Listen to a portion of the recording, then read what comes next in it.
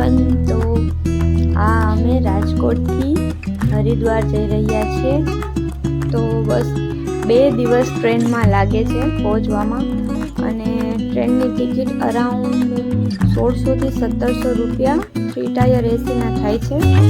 તો આપણે હરિદ્વાર પહોંચી જઈએ છીએ. તો અમે ત્યાંથી ફૂડ ઓર્ડર કરેલું હતું. ઓલમોસ્ટ અમે ઘરેથી જ ઘરનું બનાવેલું લઈ ગયા હતા. તો તમે જોઈ શકો છો, અમે હરિદ્વાર પહોંચી ગયા છીએ.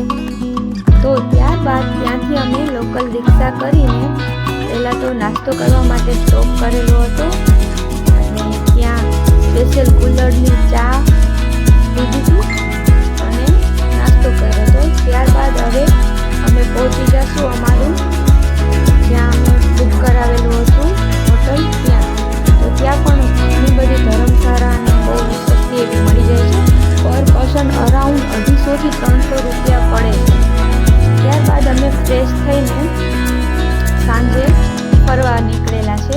તો આ ત્યાંની મોટી બજાર જે કહે છે, ફેમસ બજાર છે, તો ત્યાં અમે ખરીદી કરવા માટે ગયા હતા.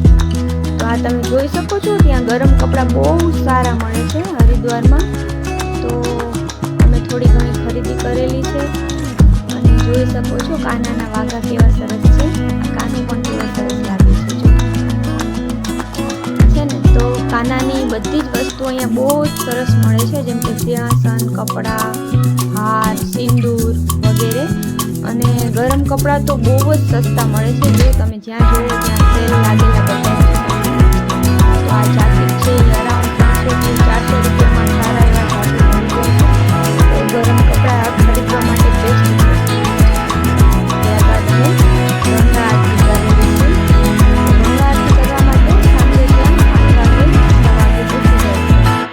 ત્યારબાદ ત્યાં ફેમસ તમે જોઈ શકો છો, મોઢામાં પાણી આવી જાય એવી રબડી, અને ત્યાંનું બધું ફૂડ, લોકલ ફૂડ, આ કચોરી એ પણ અમે અહીંયા ખાધી હતી. ને આ કચોરીવાળા ભાઈ તો યુટ્યુબમાં પણ ફેમસ છે, કદાચ તમે સર્ચ કરશો ને તો ત્યાં આવશે.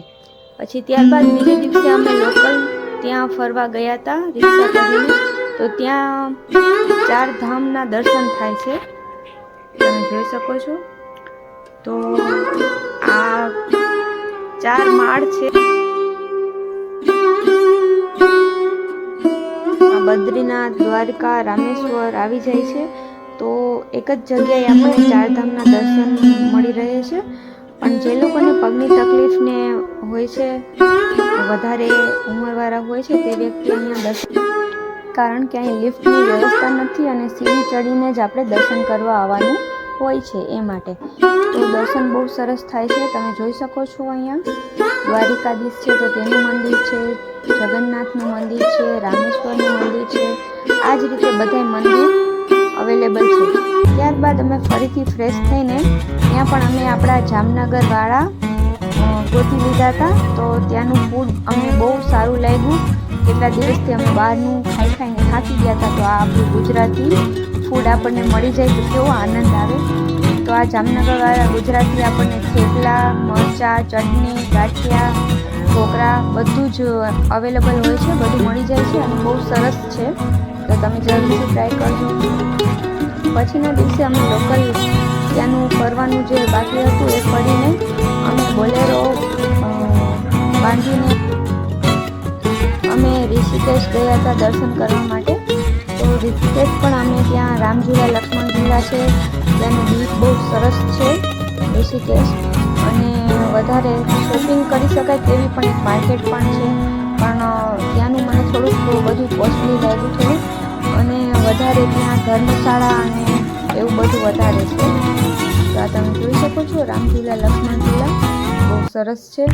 ફોટોગ્રાફી માટે પણ બહુ સારું છે. ત્યારબાદ અમે ફરીથી અમારા રૂમે આવી ગયા હતા. ફ્રેશ થઈને અમે ત્યાં જ લોકલ બધું ફરી અને એન્જોય કર્યું. તો બહુ મજા આવી અમને હરિદ્વારમાં રોકાવાની અને ફરવાની. તો તમે પણ જરૂરથી જાજો અને મારો વિડીયો કેવો લાગ્યો મને જરૂર બતાવજો. ત્યાર પછી અમે લોકલ રિક્ષા કરીને રોપવે સુધી જવાનું હતું. તો અમારે એના દર્શન કરવાના હતા. તો ત્યાં પણ બહુ મજા આવી અમને રોપવેમાં. શકો છો. ત્યાં બહુ જ મજા આવી ફરવાની. અને આ હરિદ્વારનો વિડીયો કેવો લાગ્યો